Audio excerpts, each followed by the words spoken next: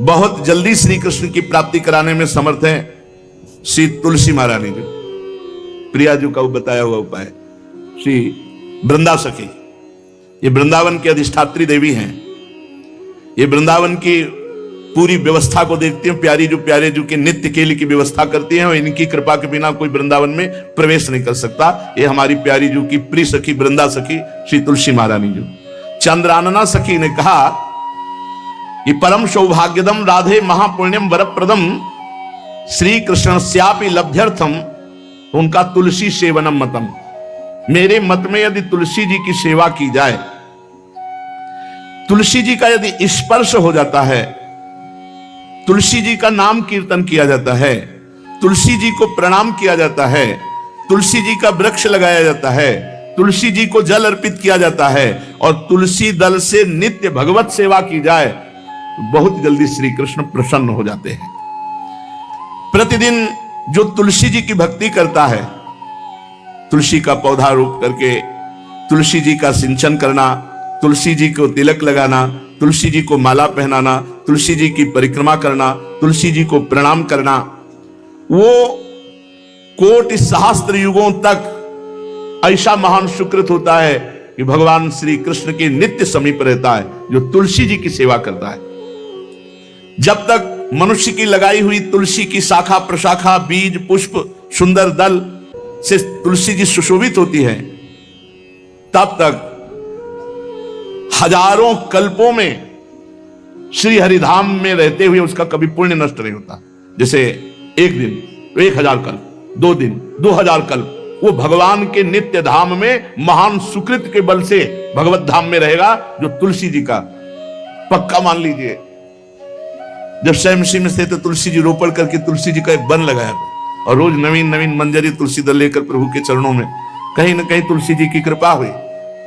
वृंदावन, ये वृंदा अधिष्ठात्री देवी वृंदावन की है, इनकी कृपा के बिना। हे चंद्रादने, संपूर्ण पत्रों और पुष्पों को जो उतार करके सम्मान पूर्वक पहले प्रार्थना करनी चाहिए। हे वृंदा देवी, हे तुलसी जी, भगवान श्री हरि की पूजा के लिए या प्रियाजू की पूजा के लिए हम आपके कुछ मंजरी कुछ दल लेकर के सेवा करना चाहते हैं, आप कृपा करके मुझे दीजिए और फिर उतार लें। ऐसे नोचना नहीं, बहुत सम्मान से बहुत प्यार से, तो तुलसी जी प्रसन्न होते हैं। जो मनुष्य तुलसी दल से श्री हरि की पूजा करता है, कोई भी पाप उसका स्पर्श नहीं कर सकता। पूर्व में किया हुआ कोई भी पाप उसको दंड नहीं मिलेगा जो तुलसी जी की आराधना नित्य करता है। अब इतना जल भी ना चढ़ा दे, माल पुण्य हो जाए और तुलसी जी अंतर ध्यान अनुकूल जल, जैसे मान लो गमले पे हैं तो इतना बड़ा तांबे का रोज उससे चढ़ा, अब भर के लोटा चढ़ा दोगे 2-4 दिन में अंतर ध्यान हो जाएंगे तुलसी जी। बहुत विवेक से जरूरत है, मतलब भारी पुण्य होगा। अब इतना बड़ा लोटा रोज जल चढ़ाओगे तो 2-4 दिन में पीली होके अंतर ध्यान हो जाएंगे। इतना जल, अनुकूल जल चाहिए। एक तांबे का छोटा सा लिया, ऐसे रोज डालो, उसमें कोई फर्क नहीं, और गमला उठाकर धूप में विराजमान करो। सेवा का मतलब क्या है? जो तुलसी जी को जल अर्पित करके तुलसी जी की सेवा करता है, हरि चिंतन करता है, कभी कोई पाप उसका स्पर्श नहीं कर सकता। 100 भार सोना, 400 भार चांदी का जो दान करने का फल होता है, वो एक तुलसी दल उतार जो अपने द्वारा लगाई हुई तुलसी दल, वो हरि के चरणों में अर्पित करो। ये 100 भार सोना और चांदी बराबरी नहीं हो सकती। कितना महत्व है। जो रोज तुलसी दल चयन कर, द्वादशी को ना चयन करे, द्वादशी को मतलब बहुत बड़ा अपराध लगता है तुलसी दल का, इस मतलब तुलसी के वृक्ष का भी स्पर्श न करे।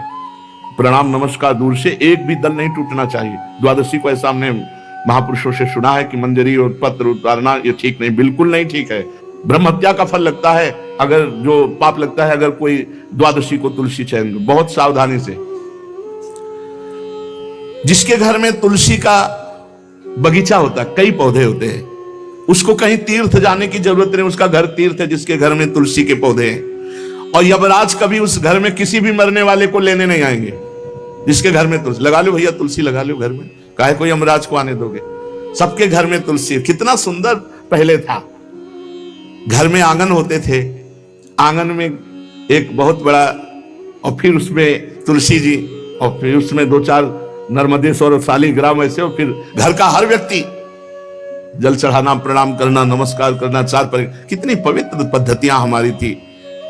जब रसोई बने पहली गाय के लिए, फिर कुछ पक्षियों के लिए, फिर कोई संत महात्मा, कोई भिक्षु, ऐसा कितना पवित्र व्यवहार। यहाँ जैसे हमने देखा है, ये रसोई बन रही ना, तो धुआं नहीं खत्म होने पाता, वो ही सब अपवित्र किए हुए हैं, राक्षसी बुद्धि आती चली जा रही। तुलसी जी, ये भागवती को वस्तु हमें लगता है बालकनी तो होती है, बढ़िया बालकनी में एक ऐसा उठाने धरने वाला स्टैंड लोहे का रखो कि तुलसी जी को विराजमान कर दो। जिसके घर में तुलसी जी विराजमान होती है, उसके घर में यमराज कभी नहीं जाते। जो तुलसी जी का सेवन करता है, उसकी सारी कामनाएं तुलसी जी पूर्ण कर देती है। तुलसी जी को लगाना, तुलसी जी का पालन करना, तुलसी जी को सिंचन करना, तुलसी जी का दर्शन करना, तुलसी जी का स्पर्श करना, मनुष्य के द्वारा जो मन, वाणी और शरीर से पाप हो गए, सबको तुलसी महारानी क्षमा कर देती है, दग्ध कर देती है। पुष्कर आदि तीर्थ, गंगा आदि परम पावन नदियां, ये सब जो स्नान आदि, अवगाहन आदि करने का फल देते हैं, वो केवल तुलसी जी घर में विराजमान है, उसको फल मिल जाएगा। कितने बढ़िया। जो तुलसी जी की नवीन मंजरी प्रभु के चरणों में अर्पित करके प्रणाम करता है, वो चाहे कितना भी अपराध किए हो, वो कभी यमपुरी को नहीं देखेगा, कभी यमराज के पास नहीं जाएगा। जो मनुष्य तुलसी काष्ठ का घिसा हुआ चंदन लगाता है, उसके सारे संचित भस्म हो जाते हैं, और क्रियमाण जो वर्तमान, वो कभी उसको बांध नहीं सकते। तुलसी जी का काष्ठ का घिसा हुआ चंदन। जिसके घर में तुलसी की छाया होती है, वहां पितरों को अपने आप कल्याण प्राप्त हो जाता है। जो श्राद्ध करने से लाभ मिलता है पितरों को, घर में तुलसी लगा के, जो तुलसी की छाया, बड़ा वृक्ष, पितरों को तृप्ति मिलती है। चतुर्भुज ब्रह्मा जी सारंग धनवा श्री हरि के महामहिम स्वरूप की अनुभूति करने के लिए भी कहा है कि तुलसी जी का महान महात्म्य, अगर तुलसी जी का सेवन करे तो भगवान श्री हरि की महिमा को जान जाएगा। स्त्री हो या पुरुष, पुरुष नपुंसक नारीवा जीव चराचर कोय, सर्व भाव भज कपट तज मोहि परम प्रिय सोय। शरीर वर्दी है, हमारी पोशाक है, हम सब एक हैं, आत्मस्वरूप है, कुछ अलग नहीं है। शरीर केवल पांच भौतिक है तो सबका पांच भौतिक है, उसमें चिन्ह है स्त्री पुरुष के, बस। इसके लिए भगवान की आराधना निषेध थोड़ी है। जो स्त्री या पुरुष श्री तुलसी जी के काष्ठ के मन के बना के, जैसे छोटी कंठी या बड़ी माला धारण करता है, श्री कृष्ण उसके बस में हो जाते हैं। यह है तुलसी जी की महिमा। परम सुहाग श्री कृष्ण मिल जाते हैं, और कौन सी भी हमें उपलब्धि चाहिए। हे गोप नंदिनी, तुलसी जी का सेवन करने से श्री कृष्ण वश में हो जाते हैं। जो तुलसी की माला से नाम जप करता है, काउंटर वाली बात तो स्मृति के लिए भाई है, हम निषेध नहीं करते, नहीं बहुतों के भजन बंद हो जाएंगे, पर हम इतनी महिमा जरूर बता देते हैं कि तुलसी माला से जो नाम जप किया जाता है, उससे आध्यात्मिक सिद्धि बहुत जल्दी होती है। गुरुदेव भगवान कहते जो अंगुलियों से रगड़ होती है मन का से, उसमें आध्यात्मिक ऊर्जा शक्ति तुलसी माला से। प्लास्टिक पर भाई करो, निषेध नहीं कह रहे, बंद हो जाएगा वो भी राधा राधा कहना, वो हमें बंद नहीं करना। हम कह रहे तुम जैसे बने वैसे करो, लेकिन माला का बहुत बड़ा प्रभाव है। तुलसी परम पवित्र भगवान श्री हरि की प्रिया, और उनके काष्ठ को जब हम ऐसे ऐसे नाम के साथ, तो विशेष ऊर्जा शक्ति, आध्यात्मिक शक्ति हमें जागृत होती है। हो सके जिनको ऐसा बन सके तो छोटी एक वो आती है सुमिरनी, उसको रख लो, अपनी जेब में रख लो, उससे करो। और नहीं है तो भैया तुम इसी से करो, नाम जप करो, भाव को भाव न खालसो, नाम जपत मंगल दिस दसो।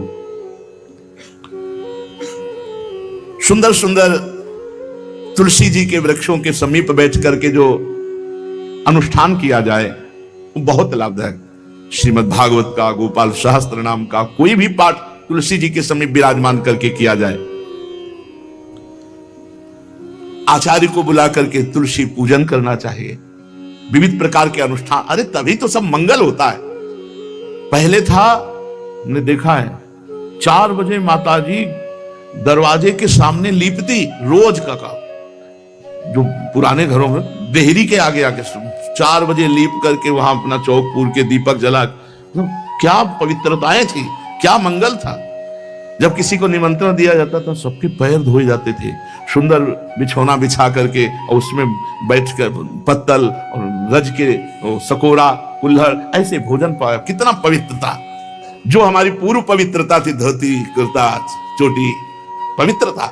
मान लो अगर बाहर जा रहे तो पैजामा कुर्ता, ऐसे बहुत पवित्र पोशाकें थी, पवित्र आचरण थे, पवित्र खान पान था। घर में जाओ तो एक पवित्रता, एक किसी भी घर में ऐसा नहीं था कि देव मूर्ति न विराजमान हो, किसी भी घर में ऐसा नहीं था तुलसी जी विराजमान न हो, 1-2 गाय जरूर होती थी, पवित्रता। अब तो बड़ा विचित्र, ये भारतीय गौएं जो श्वेत रंग की, जो अरुण रंग की, जो सींग वाली है, वो उनका आप दुग्ध देखिए, दूह कर रख दीजिए, स्वर्णिम कांति छाई मिलेगी। ये हमारी भारतीय पद्धति है, हविष्यान्न, इससे देवताओं का, भगवान का, सबका अभिषेक पूजन होता है। शुद्ध गाय जो हमारी भारतीय है, तीला है उसके जैसे निकला हुआ, वो भगवान ने सेवा की है। हमारे गोविंद भगवान का नाम ही गोविंद, गौओं के इंद्र। भगवान सुबह से निकल जाते थे, शाम तक गौओं को चराते थे। बड़ा असत्य और सत्य का विवेक होने पर साधक को संसार की तरफ से वैराग्य होने लगता है और उसका भजन पुष्ट होने लगता है। और जहां भजन पुष्ट हुआ तो नित्य निरंतर अपने चित्त में भगवान वासुदेव को देखने लगता। चित्त के अधिष्ठात्र देवता भगवान श्री कृष्ण है, वासुदेव। जब चित्त शुद्ध हो जाता है, उसकी पहचान है, न कोई अपना लगता है न कोई पराया लगता है, सब भगवत स्वरूप लगते हैं, अपना पराये का भेद मिट जाता है। जब चित्त शुद्ध होता है तो किसी भी पदार्थ के भोगने की इच्छा उसमें नहीं रह जाती। जब चित्त शुद्ध होता है तो उसका अनुराग केवल परमात्मा और महात्मा में होता है, पूरे संसार में कहीं होता ही नहीं। ये चित्त शुद्धि का लक्षण है। चित्त शुद्धि का उपाय विवेक और निरंतर नाम जप। चित्त शुद्धि का लक्षण राग द्वेष का अभाव, ना कोई अपना ना कोई पराया, और किसी भी विषय भोगने की इच्छा ही नहीं, आसक्ति तो सिर्फ परमात्मा में या महात्मा में। ये राग द्वेष किसे कहते हैं महाराज? जिस मनुष्य के, जिस पदार्थ के, जिस स्थान की ऐसी आसक्ति हो जाए कि इसके बिना जिया नहीं जा रहा, उसे राग कहते हैं। जैसे मां में राग, पिता में राग, पत्नी में राग, पुत्र में राग, धन में राग, मकान में राग, शरीर में राग, बहुत समझना चाहिए हमारा राग हो गया, जिसका बार बार स्मरण आए और बार बार खिंचाव हो हृदय से, जो हमारे ध्यान पथ में प्रभु की शिवा और आ रहा है, वो सब राग का ही किया कराया खेल है। द्वेष, इसमें मूल राग है, जिससे राग होता है उसी से द्वेष होता है। राग नहीं होगा तो द्वेष होगा ही नहीं। जब वो हमारे प्रतिकूल चलने लगता है तो द्वेष हो जाता है। प्रतिकूल पदार्थ, प्रतिकूल वस्तु, प्रतिकूल व्यक्ति, तो हमारा द्वेष हो जाता है।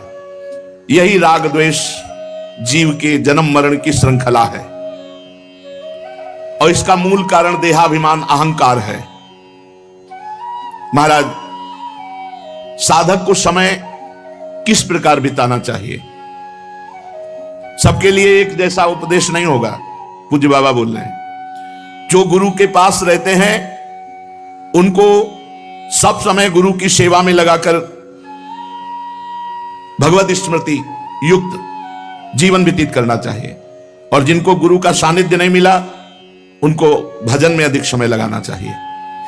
यदि गुरुदेव सेवा के लिए आदेश करें, वही सबसे बड़ा भजन है। यदि वो कह रहे हैं कि बैठकर भजन करो, तो अधिक समय भजन में लगाना चाहिए। अगर गुरुदेव सेवा, तो फिर सेवा ही भजन है।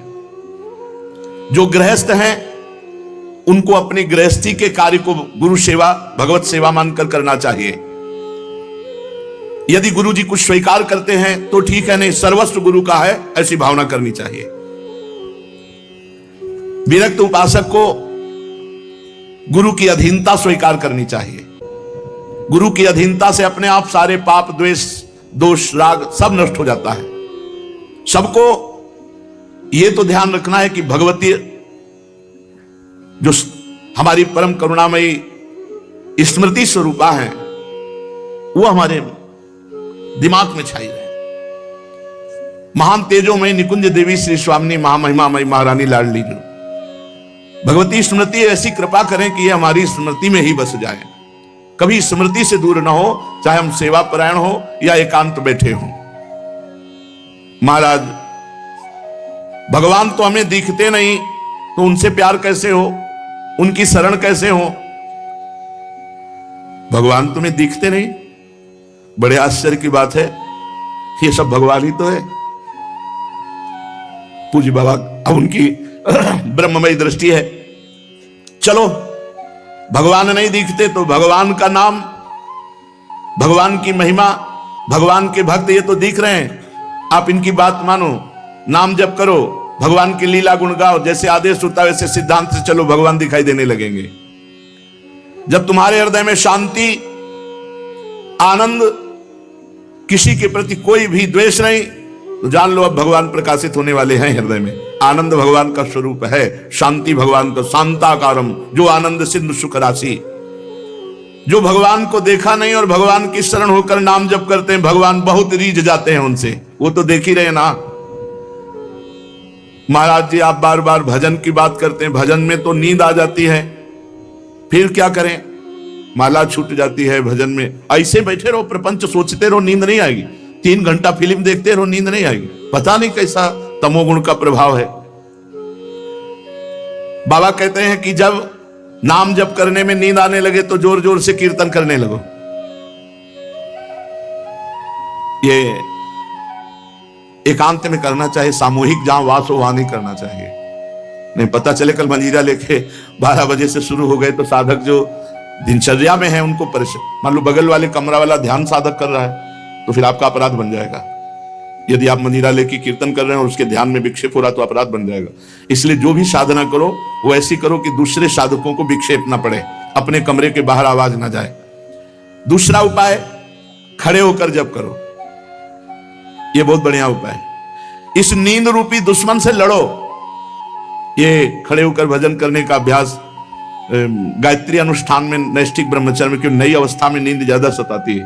तो झोपड़ी थी तो खड़े होकर ऐसे झोपड़ी का ऊपर एक रस्सी ऐसे डाल लिए थे और ऐसे पकड़ लेते, कभी एक पैर के बल खड़े है, कभी बाएं पैर, फिर उठा लिया दाएं पैर, और मंत्र में एकाग्रता पूरी जपते हुए।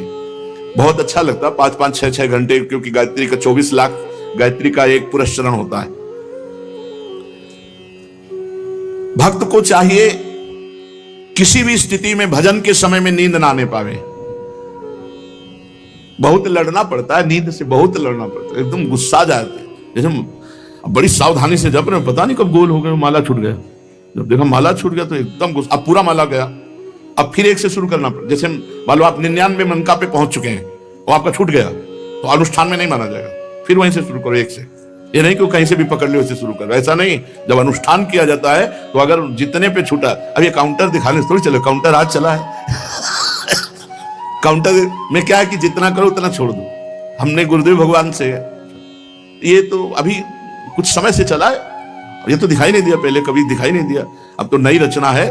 नहीं तो छोटा माला वो, हाँ सुमेरनी जिसे, और बड़ा माला, ये 2 ही थे तो चलाने के लिए। अब ये काउंटर भगवान की कलयुग महाराज की कृपा से आ गया है कि चलो माला नहीं तो इसको अपना, माला से लोगों को शर्म भी लगती है, पूरा माला डाले ऐसे, बोले भगत बनता, इसमें अंगूठी की तरह पहने अपना। बढ़िया है, बढ़िया है, बहुत बढ़िया है। किसी तरह भगवत स्मृति, भगवान नाम जप हो रहा है बहुत, पर इसमें यह सुविधा है कि 50 में छोड़ दिया, छोड़ दिया। माला में नहीं छोड़ सकते, यदि अनुष्ठान चल रहा है तो आप बोल नहीं सकते, छोड़ नहीं सकते। मान लो आप 107 में पहुंच गए और आपने छोड़ दिया तो नहीं माना जाएगा, फिर एक से शुरू करो। अब जैसे आप माला जप रहे हैं गुरु मंत्र की, तो बीच में गुरु मंत्र की माला जपते हुए बोलना नहीं है। जो जैसे 11 माला का अनुष्ठान दिया गया उसमें बोलना नहीं, अगर बोला तो जहां से बोला वो फिर वहां से कैंसिल, फिर वहां से शुरू करो। या फिर उसकी पद्धति है, उस माला को ऐसे करके निकाल के मन का रखो, आचमन करो, भगवान से प्रार्थना करो, अत्यंत आवश्यक होने पर बात करो, फिर प्रणाम करो, फिर उसके नीचे वाली मनका से, जहां से रखा है नीचे वाली मनका से शुरू कर दो। ऐसे नहीं कि ऐसे खड़े बात कर रहे हैं फिर घुमा रहे हैं, तो क्या फर्क पड़ता है? दिमाग में क्या फर्क पड़ता है? कौन सा परिवर्तन हो रहा है? जो हमारी वैदिक सिद्धांत पद्धति है उसी से लाभ प्राप्त होता है। महाराज, जो नींद है उससे लड़ना पड़ता है। भजन करना बहुत ऊंची बात है, इसलिए हमको खड़े हो जाना पड़े, टहलना पड़े, हमें नाम जप करना, हमें मंत्र जप करना। उस समय नींद नहीं आनी चाहिए। अभ्यास बहुत बड़ी ताकत होती है। आंख मूंद के ठीक लक्ष्य पे गोली मार दे जिसका अभ्यास है, और अपने अभ्यास नहीं किए तो कुछ नहीं होने वाला। अभ्यास योग युक्तेन चेतसा नान्यगामिना। आज भी वही दिनचर्या है जो बाल्यावस्था से गुरुजनों ने सिखाई थी, वैसी दिनचर्या।